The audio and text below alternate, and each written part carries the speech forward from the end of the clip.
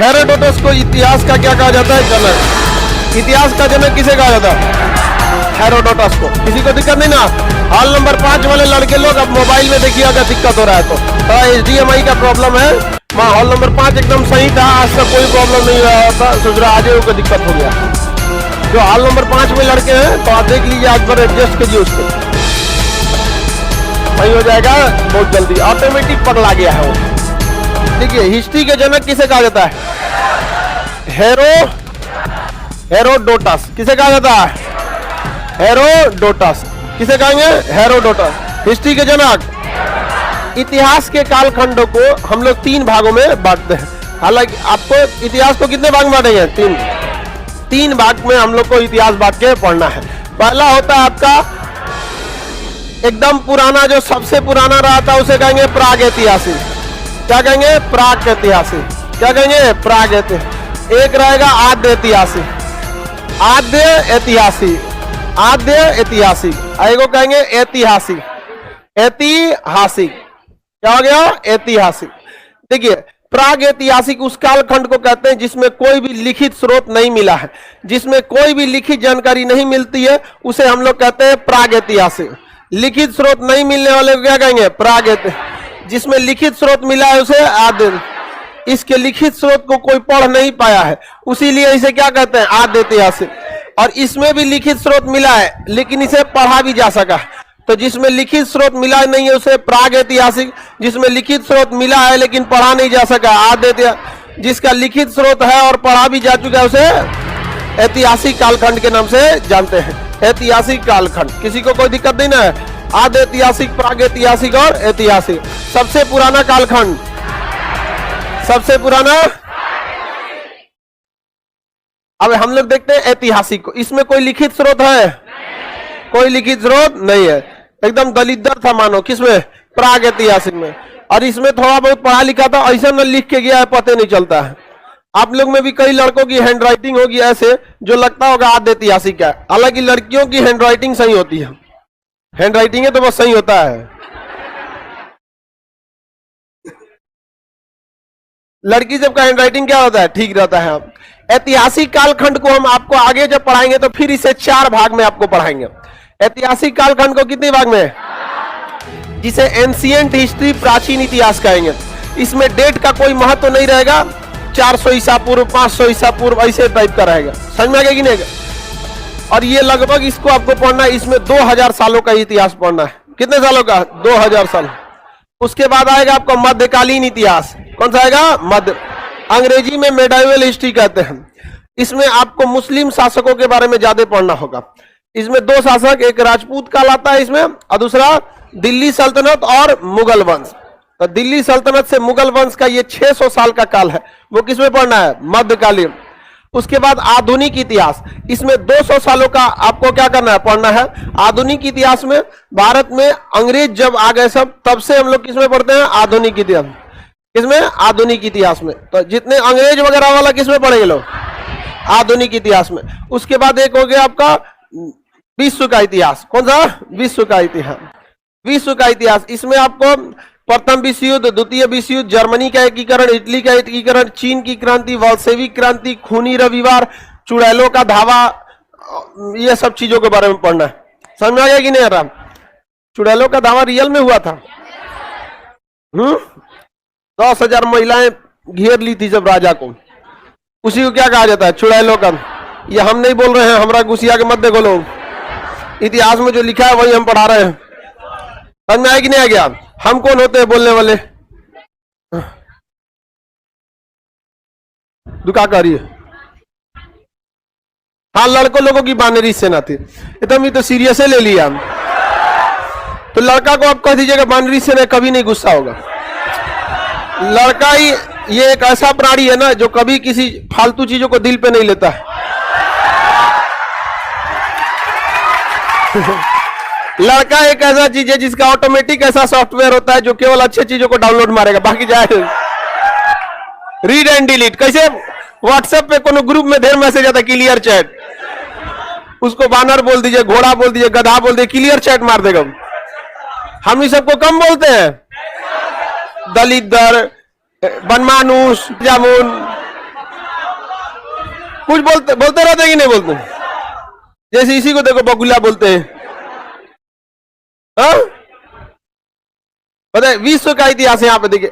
तो इस सारे चीजों के बारे में हम लोग को क्या करना है, पढ़ना है। किसमें? विश्व के इतिहास में। यहां से एक सवाल एक आध पूछते हैं, इन दोनों को मिला के 3 सवाल पूछेगा बस। इन दोनों को मिला के इसको पढ़ाइयो करना है, 2 दिन में दोनों पढ़ लेते हैं और फिर अगले 5 महीना तक इसको पढ़ते हैं। समझ आ गया कि नहीं आ गया? बहुत बड़ा चीज है हिस्ट्री। वो अब अलग बात है कि अब पीडीएफ और मटेरियल हो जाने की वजह से थोड़ा सा क्या हो गया, इजी हो गया है, वरना पहले बहुत ज्यादा दिक्कत होता था। जब लिखवाना पड़ता था तो बहुत दिक्कत होता है। आप लोग को कोई दिक्कत? हाँ, मोबाइल पे देख लो, दिख रहा है कि नहीं दिख रहा? चलिए अब आगे देखते हैं हम लोग। पहला कहां से इतिहास स्टार्ट करते हैं? प्राग। इसे अंग्रेजी में क्या कहेंगे? प्री हिस्ट्री, प्रोटो हिस्ट्री और ये historic. Pre history, proto history और ये हिस्टोरिक काल हो जाता है। प्री हिस्ट्री को क्या कहेंगे? प्राग इतिहास। प्राग ऐतिहासिक, प्रोटो हिस्टोरिक को आद्य, जिसमें लिखित स्रोत है। लिखित स्रोत है किंतु पढ़ा नहीं गया है। लिखित स्रोत है ये नहीं है। देखिए इसमें ना आधुनिक भारत में एक और हिस्सा जुड़ता है जिसे कहते हैं नेहरू काल, बट वो इंपॉर्टेंट उतना नहीं होता है, वो स्टैटिक जीके का हिस्सा हो जाता है, क्योंकि आजादी के बाद क्या क्या कांड हुआ था वो सब किसमें पढ़ना होता है? नेहरू काल में होता है। आगे बढ़ जाए। अब स्टार्ट कहां से करते हैं? कहां से? प्राग ऐतिहासिक से चालू करते हैं। प्राग ऐतिहासिक इतिहास का वह कालखंड जिसमें लिखित स्रोत नहीं है, उसे क्या कहते हैं? प्राग ऐतिहासिक। प्राग ऐतिहासिक कौन सा काल? प्राग ऐतिहासिक काल। प्राग ऐतिहासिक काल हो गया प्री हिस्टोरिक का पीरियड। Pre historic period. देखिए इस समय मानव जो था ना, आदमी जो था पूरी तरह से दलिद्दर था, उघारे घूमता था, खाना जहां मिल गया वहीं उसका बसेरा हो गया। जैसे जानवरों को देखिएगा ना, जहां खाना मिलेगा वही चरते चल जाएगा, वहां पे शाम को अपना मवेशी पकड़ के लाना पड़ता है ना, तो दूसरे एरिया में चल जाएगा। तो मानव पहले क्या था? दलिद्दर। तो हम लोग का ये पूर्वज यही है। लोग समझ आ गया कि नहीं आ गया? मानव का पूर्वज यही दलिद्दर वाला है सब यहाँ पर। इस समय मानव का जीवन पूरी तरह से उटपटांग था। प्राग ऐतिहासिक में कोई भी लिखित स्रोत नहीं मिला है। इस समय किसी भी प्रकार का लिखित स्रोत नहीं है। इस समय पत्थर के औजारों का प्रयोग होता था। अतः प्राग ऐतिहासिक काल को हम लोग स्टोन एज भी कहते हैं, यानी पाषाण काल भी कहते हैं। क्या कहेंगे? पाषाण काल। पाषाण मतलब क्या होता है? पत्थर। स्टोन एज कहा जाता है। प्राग ऐतिहासिक काल को क्या कहते हैं? स्टोन। यहाँ ज्यादातर किसके प्रयोग होते थे? पत्थरों के बेहतर। पहले भी पत्थर बहुत होता। आज से अगर 50 साल पहले आप देखिएगा, अपनी दादी से पूछिएगा, चक्की होता था आटा पीसने के लिए, अभी भी होता है। जाता होता था, इसे जाता। आज भी देखिएगा सरसों पीसा जाता है। किसमें? दाल। हाँ, जो चीज पीसना है पीस दीजिए, उसमें दाल पीस दीजिए। देहात में अभी देखिएगा मिर्चा का जो अचार होता है ना, ठंडी के दिन में सबके घर में मिर्चा का अचार बनाने लगता है, तो उसके लिए सरसों पीसा जाता है। तो ये बकले लिए सरसों नहीं पीसा था, उसको कहा जाता है दर दिए है, दरा जाता है सरसों। तुम लोग को कुछ नहीं पता है। चलो अब ध्यान दो इधर। पत्थर के प्रयोग होते थे। आज भी देखिएगा मसाला तो आज भी पत्थरे से पीसा जाता है। सिलवट लोटा पे होता है कि नहीं? 80-82 वाला होता है, वो मिक्सर से पीस देगा सर, तो वो अच्छा होता है मसाला पीसना सिलवट से। उसका टेस्ट भी सही रहता है और उससे स्वास्थ्य भी सही रहता है। समझ में आ गया कि नहीं आ गया? अब मिक्सर वाला जो होता है उसको पीसिएगा तो आपके शरीर का फैट बर्न नहीं होगा। और वही धीरे धीरे देखिएगा ना, जो बिया करके लाएंगे अब साइकिल के चक्का हो जाएगा ट्रैक्टर का चक्का। वही दिक्कत है। तो थोड़ा सा काम करना भी क्या है? जरूरी है। आप लोग इस सब चीजों पे ध्यान दीजिएगा। ध्यान देना है ना? हाँ चलो ध्यान देते रहना। पाषाण काल में किस चीज का प्रयोग होता था? किसका प्रयोग? पत्थर यानी स्टोन का, इसलिए इसे क्या कहा गया? स्टोन है। इसमें 4 खंडों में बांटा गया। सबसे पहले खंड को कहा गया पूरा पाषाण। सबसे पुराना काल को क्या कहा गया? पूरा पाषाण। उसके बाद जो आया उसे मध्य पाषाण। कौन सा कहा गया? मध्य पाषाण। क्या कहा गया? मध्य पाषाण। इसके बाद जो आया नव पाषाण। कौन सा काल? नव पाषाण। कौन सा काल? नव पाषाण। पहले इतना समझिए, 9 पाषाण। और 9 पाषाण जब खत्म हो गया तो इसे कहेंगे उत्तर पाषाण। इसी को कहेंगे तांबे की खोज हुई थी इसलिए ताम्र पाषाण। तांबे की खोज होने की वजह से ताम्र पाषाण। कौन सा काल? ताम्र पाषाण। बताइए पाषाण काल कितने भाग में है? सबसे पुराना पूरा पाषाण, मध्य पाषाण, नव पाषाण, उत्तर पाषाण।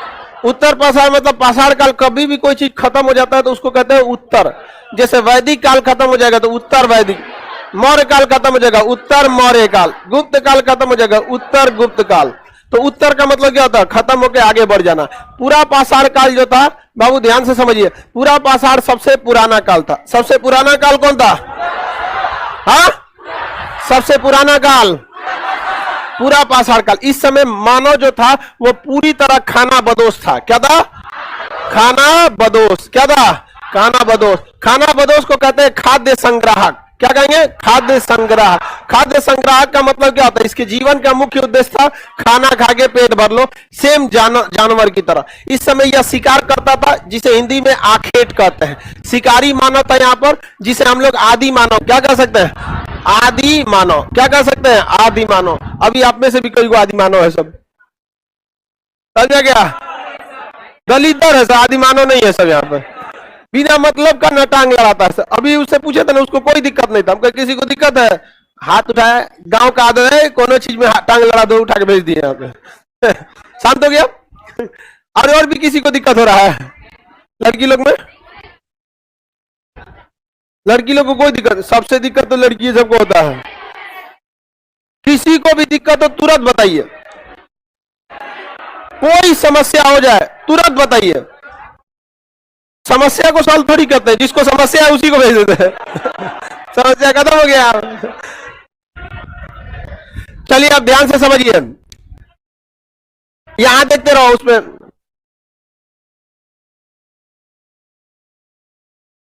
इसमें देखिए पूरे सबसे पुराना काल, सबसे पुराना। लिखने वाला काम मत करो, पीडीएफ दे देंगे सब चीज का। मानव, आदि मानव किस काल में था?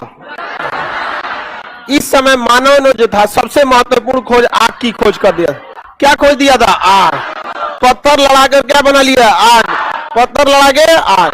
आज भी देखिएगा पत्थर से आग बनते हैं। जो घर में जो लाइटर होता है ना, गैस जलाने वाला, उसमें 2 पत्थर होते हैं, पीछे से ढकेलते तो वो स्प्रिंग से आके स्पार्क मारता है, क्या निकल जाता है? चिंगारी। तो मानव का इस समय का सबसे पहला खोज। अब पूरे मानव ने सबसे पहले किस चीज का आविष्कार किया? आग। आग की खोज से काफी ज्यादा काम हो गया। आग बहुत जरूरी चीज है। इंजन में भी आग लगता है, हवाई जहाज के भी इंजन में, बिना आग का आज दुनिया में नहीं चल पाता। अग्नि इसलिए देखिएगा ना, शास्त्रों में अग्नि की पूजा की जाती है। क्या लिए? बहुत काम है, खाना बनता है, ज्यादा डिस्टर्ब करिएगा तो घरों जला देगा यहाँ पे। तो मानव ने सबसे पहला खोज क्या किया? मध्य पाषाण काल सबसे छोटा था। इसमें मानव ने बहुत कुछ काम नहीं किया। इस काल में मानव के जो हथियार थे वह काफी छोटे हथियार हो गए थे। कैसे थे? छोटा हथियार। क्योंकि हथियार जो होता है बड़ा होता है, लेकिन धीरे धीरे उसे क्या कर दिया था? छोटा साइज का। तो इस समय हथियार कैसे हो गए? छोटे हथियार, छोटे।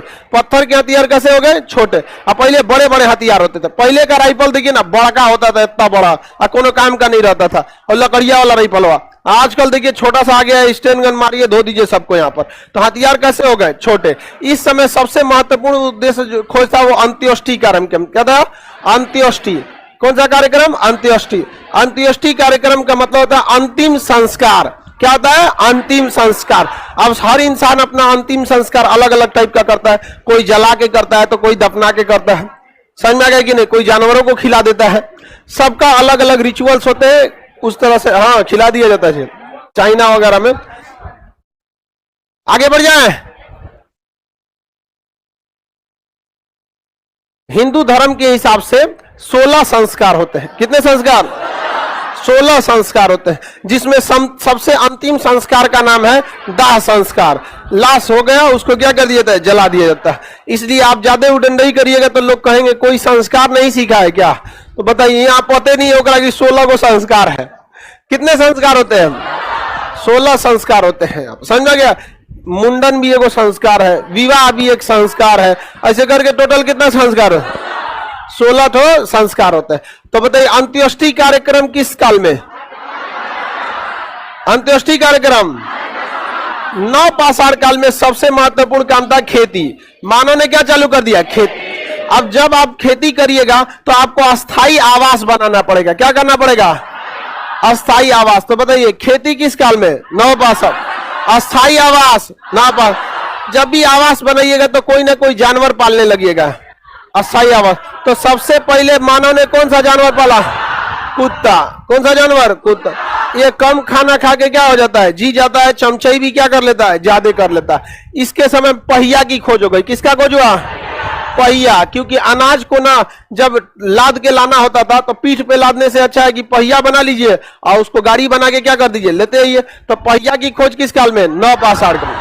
और अनाज को रखने के लिए मन का क्या बन गया? मन का। मन का मतलब घड़ा। मन का मतलब क्या होता है? घड़ा। तो मन का की खोज नौ पाषाण। मनका की खोज, पहिया की खोज, खेती, अंत्येष्टि कार्यक्रम, अंत्येष्टि कार्यक्रम, हाँ, आग की खोज, तांबे की खोज, उत्तर पाषाण, तांबे की खोज, ताम्र पाषाण या उत्तर पाषाण। मानव द्वारा खोजी गई पहली धातु, मानव द्वारा किया गया पहला आविष्कार, आके मानव द्वारा पहला जानवर, हाँ, मानव द्वारा बोई गई पहली फसल जौ।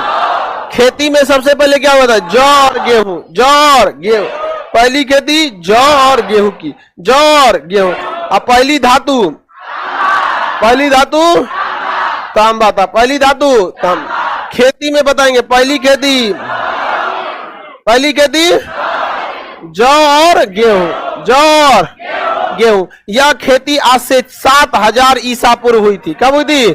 7000 पूर्व ईसा। पाकिस्तान देश में मेहरगढ़ में हुआ था। कहां पे? मेहरगढ़ में। पाकिस्तान के कहां हुआ? मेहरगढ़ में। कहां पर? कौन पहाड़ों के बीच? सुलेमान और किरथर। सुलेमान और किरथर। सुलेमान तथा किरथर। सुलेमान तथा किरथर पहाड़ियों के बीच यह खेती हुई थी। सुलेमान तथा किरथर। किस देश में? पहला जानवर, पहला जानवर, पहली खेती जौ और गेहूं। पहला जानवर, पहला धातु, पहला आविष्कार, पहला आविष्कार आग की खोज। अंत्येष्टि कार्यक्रम किस वर्ष? अंत्येष्टि कार्यक्रम मध्य पाषाण। कोई दिक्कत? लिखिए लोग, मत याद करने पे कोशिश कीजिए। पूरा पीडीएफ दे देंगे तो बबनी तुमको कितना बार कहेंगे?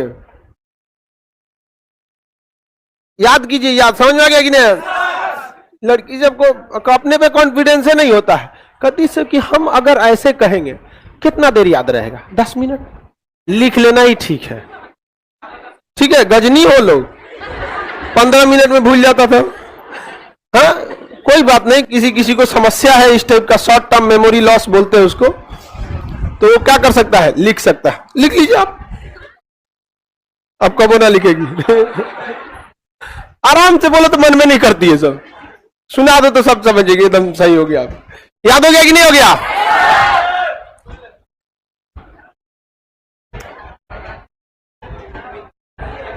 सबसे अच्छा संस्कार कौन सा है? अंतिम संस्कार,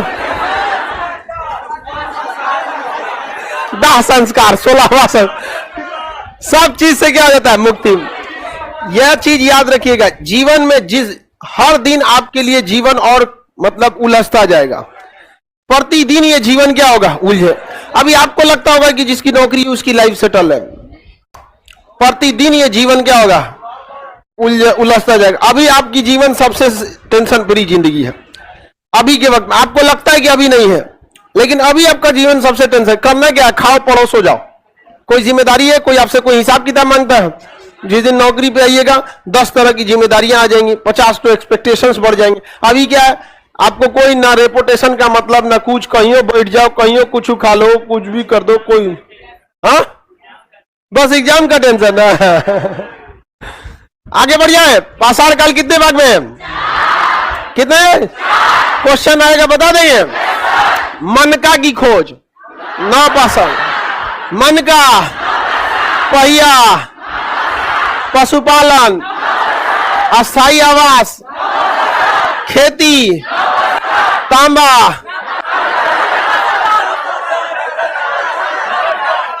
उत्तर पाषाण, तांबा, उत्तर पाषाण, तांबा, तांबा, पहला जानवर, पहला जानवर, पहला जानवर याद हो गया, पहली खेती, जौर, जौर, अब दो गजनी, मानव का पहला आविष्कार, आग का खून। ठीक तो दिमाग काम कर रहा था। 15 मिनट बाद पूछेंगे हम, कितना मिनट दो, 15 बाद फिर पूछेंगे। चलिए बताइए, पहली खेती कितने वर्ष पहले? 7000 ईसा पूर्व, 7000 याद रहेगा ना। तांबे की खोज उत्तर पाषाण, किस कौन सा? उत्तर पाषाण। उत्तर पाषाण में तांबे की खोज हुई, इसलिए ताम्र पाषाण कहते हैं, उसे उत्तर पाषाण बोले। पहली खेती पाकिस्तान के किस शहर में? किन दो पहाड़ों के बीच? सुलेमान और तुम बताओ बनमानुष, मानव द्वारा पहला पशु कौन था? पहली खेती जौहर। चावल का साक्ष्य इलाहाबाद के कोल्डीहिवा में, चावल इलाहाबाद के कोल्डीहिवा में। कितने संस्कार? 10 अंतिम संस्कार किस? अरे सुन पूरा, मानव ने अंत्येष्टि कार्यक्रम कब चालू किया? हाँ, मध्य पाषाण। अंत्येष्टि कार्यक्रम अंत्येष्टि कार्यक्रम मध्य पाषाण काल। किसी को कोई दिक्कत है? पाषाण काल याद रहेगा। पाषाण काल किस काल का हिस्सा है? क्या यहाँ कोई लिखित साक्ष्य है? कोई लिखित साक्ष्य नहीं है। क्या मानव यहाँ लिखना जानता था? लेकिन मानव इस समय चित्रकारी सीख गया था, चित्रकारी सीख गया था। और मानव ने भीमबेटका में, मध्य प्रदेश के, पहली बार क्या बनाया था? चित्र बनाया था। इस तरह से क्या बनाया था? चित्र बनाया था। ऐसे ही मानव ने क्या बनाया था? चित्र। पत्थर पे ऐसे चित्र बनाया था, भाला लेके इससे ऐसे क्या बनाया था? चित्र। आपने मत समझिएगा कि एकदम लियोनार्डो दा विंची पत्थर पे बनेगा कैसे, लेकिन हाँ मानव ने क्या करना चालू कर दिया? चित्र कर। समझ गए नहीं? आदि मानव का चित्र मध्य प्रदेश के कहां पर? मध्य प्रदेश के भीमबेटका। मध्य प्रदेश के भीमबेटका किस राज्य में है? मध्य प्रदेश के किस जिला में? रायसेन जिला। मध्य प्रदेश का रायसेन जिला, मध्य प्रदेश का रायसेन जिला। समझ में आ गया कि नहीं गया? भीमबेटका मध्य प्रदेश के रायसेन जिला। भीमबेटका में किस मानव ने चित्र बनाया? आदि मानव। आदि मानव किस काल में हुआ करते थे? किसमें? पूरा पाषाण। किसमें? पूरा। किस काल में मानव का जीवन अस्थाई आवास में हो गया? किसमें? नव। खाना बदोश आखेटक जीवन कौन सा? पूरा। आदि मानव याद हो गया? ये तो हो गया। ये तो हम बोलबो किए थे कि तो 1 दिन 2 दिन में ही दोनों खत्म हो जाता है।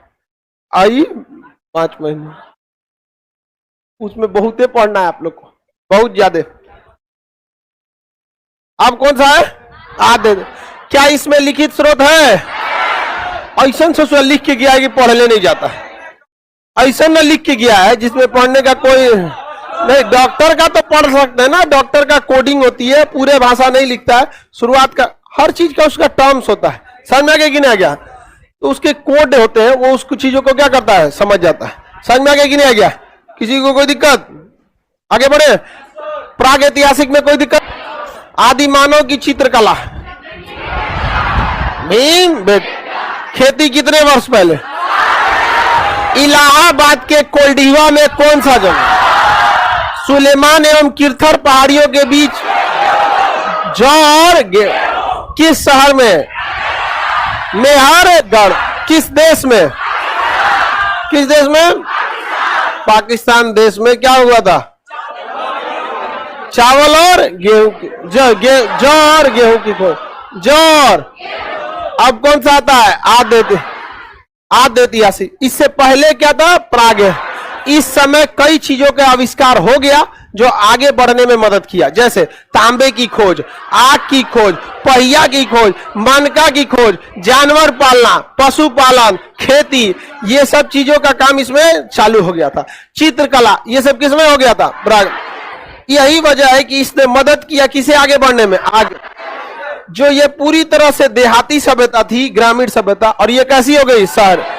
तो इस समय सबसे महत्वपूर्ण काल कौन था? पाषाण काल। कौन सा काल? पाषाण काल। और उसी तरह इस समय सबसे महत्वपूर्ण था सिंधु सभ्यता। कौन था? सिंधु सभ्यता। देखिए, सिंधु एक बहुत बड़ी नदी है, सिंधु एक बहुत बड़े, उसकी कई छोटी छोटी नदियां भी हैं जो उसकी सहायक नदी है। झेलम, चिनाब, रावी, सतलज, ब्यास, घग्गर, ये सब, काबुल, कुर्रम, नुब्रा, स्याक, ये सब क्या है? सब उसकी सहायक नदियां। तो मानव को खेती करना था उस समय, जो मानव जो था उस समय खेती जो करता था, उस समय तो खेती के लिए कोई पंपिंग सेट वगैरह नहीं थे ना, नदियों से ही खेती होती थी। तो सिंधु नदी और उसकी जितनी सहायक नदियां थे, उसके साइड साइड में लोग क्या हो गए? बसने लगे। सिंधु नदी उसके साइड साइड में बसने लगे, वो क्या कहलाया? सिंधु सभ्यता। जैसे अभी हम लोग गंगा घाटी में रहते हैं, गंगा नदी या उसके अगल बगल के क्षेत्र में रहना क्या कहलाता है? गंगा घाटी। पूरा बिहार किस घाटी में है? गंगा घाटी। क्योंकि यहाँ आपको हर एक नदी गंगा में आके मिलेगी, चाहे आप कहीं से भी चले जाइए। अभी लखनदेव नदी पे एक बांध टूट गया ना, उद्घाटन से पहले ही, सीतामढ़ी में है ना लखनदेव नदी। बाढ़ के समय पानी रहता है, अदरवाइज में तो उसमें पानी एकदम कम हो जाता है। आगे बढ़ जाए, बताइए पाषाण काल किसमें? सिंधु सभ्यता। क्या सिंधु सभ्यता के लोग लिखना जानते थे? जानते, लेकिन दूसरा कोई नहीं जानता था क्या लिखा है। समझ में आ गया कि नहीं? इसका नाम सिंधु सभ्यता क्यों पड़ा? या जिस भी नदी के किनारे बसी थी वह नदी लास्टली किसमें जाके मिल जाती? सिंधु। झेलम के किनारे बसे तो झेलम भी जाके सिंधु में, के किनारे बसे वो भी सिंधु में, घग्गर, जितनी नदियां थी सब की सब किसमें जाके मिलती? सिंधु। अतः इसके जितने शहर थे वो सब किसमें जाके मिलते? सिंधु। अभी आप देखिए ना, बिहार के किसी भी शहर में रह जाइए, छोटा मोटा नदी मिलेगा, और वो नदी लास्टली आगे किसमें मिल जाए? गंगा में। समझ में आ गया कि नहीं आ गया? किसी को दिक्कत? जैसे चश्मा वाला जल पड़ा, बहुत दिन बाद आया, क्या हो गया था तुमको? हाँ, शादी कर दिया से तुम्हारा?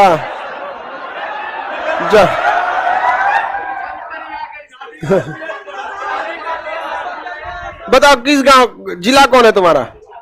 छपरा जिला है। बताओ कौन नदी के किनारे? घाघरा, घग्गर बोलते हैं। तुम्हारा बिया हुआ, पगलाना चालू कर दिया?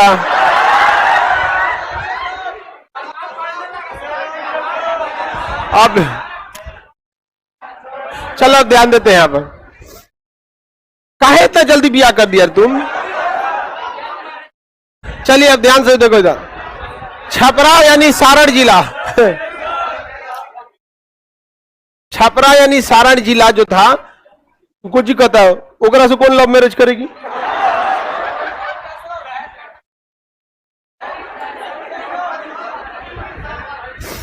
चलो अब ध्यान दो इसको, उसको भी तो देखो।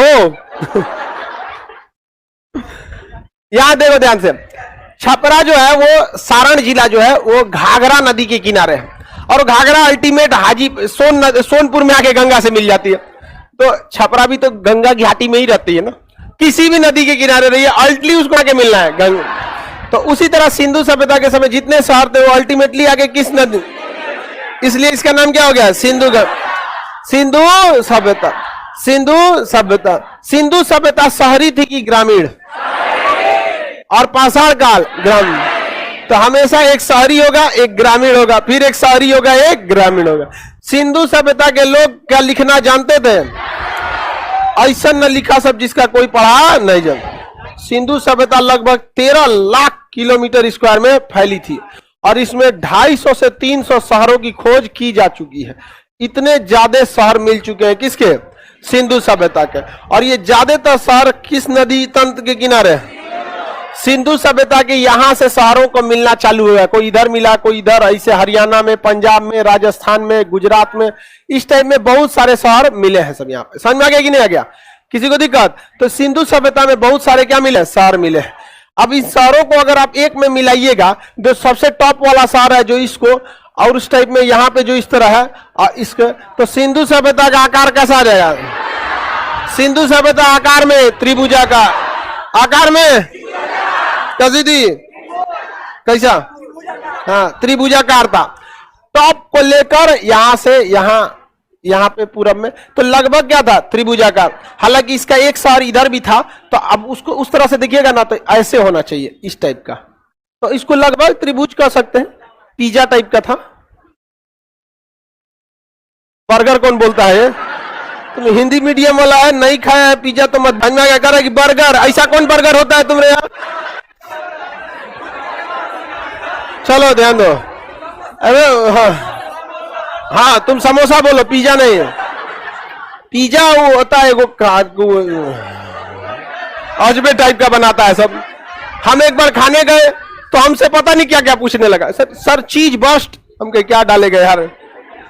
हम कहे कि ना बोलेंगे तो कहेगा इसको पता नहीं है, क्योंकि डाल दो इसमें। उसके आप कुछ पूछा सर टॉपिंग्स क्या पूछता है? अरे भाई मुझे डाल दो यार। चो फिर पूछ रहा है मोगैम्बो की और गोनो दुका पूछ रहा है। सर ओके हम कहे वो भी चिड़िक दे, इतना ऊपर दुका गोच पात के ऊपर लेके आया। अजबे टाइप का लगता है। और हम लोग कभी खाया नहीं आदमी, नोच नाच के उसमें खाओ इसमें से, तो हम लोग के पास का नहीं है। हम लोग वही मारे भात वाले ठीक है। समझा गया कि नहीं क्या? चलिए ध्यान देते। तो सिंधु सभ्यता कोई एकदम परफेक्टली आप कहिएगा कि वो त्रिभुजाकार थी तो नहीं थी, एक लगभग में कहा जाता है त्रिभुजाकार थे। अब जैसे भारत कैसा चतुर्भुज की तरह, भारत कैसा देखिए, एक भुजा ये है, एक ऐसे एक ऐसे एक ऐसे, तो क्या पूरी तरह चतुर्भुज थोड़ी है? अरे मैं थोड़े पढ़ रहे हैं कि आपको चतुर्भुज बनाना है। समझ में आ गया कि नहीं? तो लगभग में ये कैसा था? त्रिभुजाकार। कैसा था? त्रिभुजाकार। ये जितने शहर थे वो किसी न किसी नदी के किनारे थे, और वो नदी अल्टीमेटली किस में जाके मिलते? अतः इसे क्या कहा गया? क्या कहा गया? सिंधु सभ्यता। इसका जो सबसे ऊपरी शहर जो पाया गया वो कश्मीर में, सबसे पश्चिमी शहर जो पाया गया पाकिस्तान में, सबसे पूर्वी शहर उत्तर प्रदेश में, सबसे दक्षिणी शहर महाराष्ट्र। चलिए सिंधु सभ्यता से पहले इसमें बताइए, ये तो कंफर्म हो गया ना, प्राग ऐतिहासिक कंफर्म। किसी को कोई दिक्कत?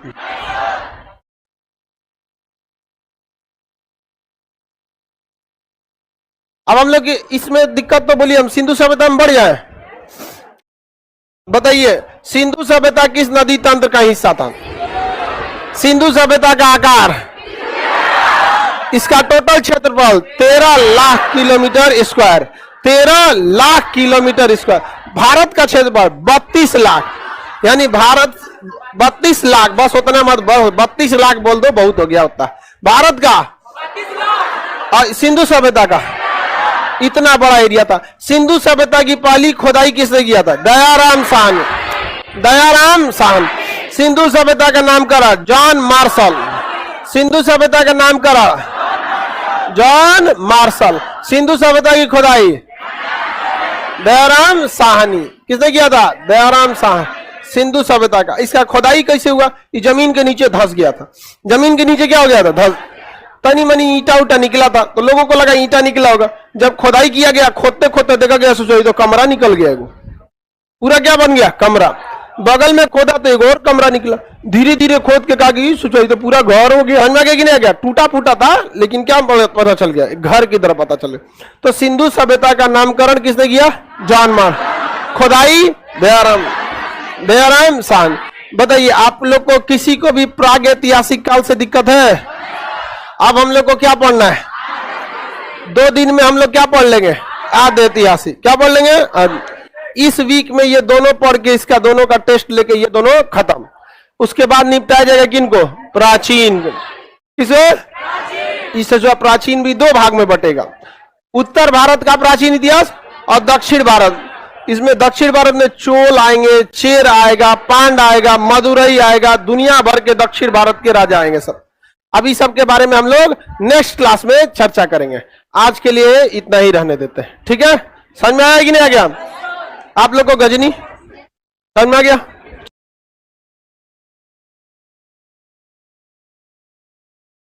अरे आपके को कोर्स नहीं कर रही हो तुम? बिग प्रॉब्लम है, पहले सफेद बाल आ गए। ये तो 15 रुपए वाली प्रॉब्लम है।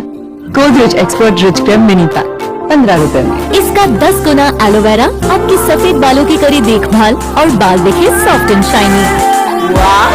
लाखों लाइक सिर्फ 15 रुपए में। गोदरेज